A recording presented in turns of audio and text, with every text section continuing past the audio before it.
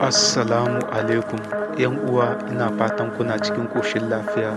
Yau zan nuna muku wani filan na gida da na yi mai ɗaki shidda da dushi guda da kuma kizin da kuma sel a manje da dai sauransu. Kan na cika ku da surutu, ku je mu gani yadda filan in yake.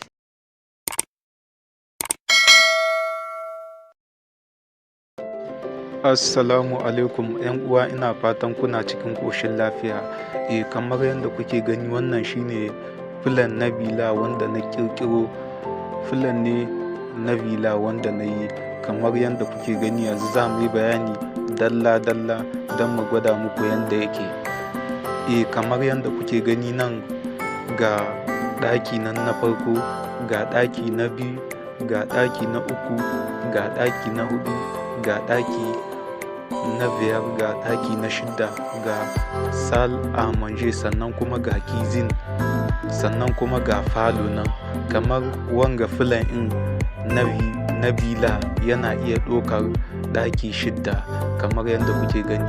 Sannan kuma nan wajejen ga port nan, ga taga, ga komi, ga tsakar gidan nan da kuke gani.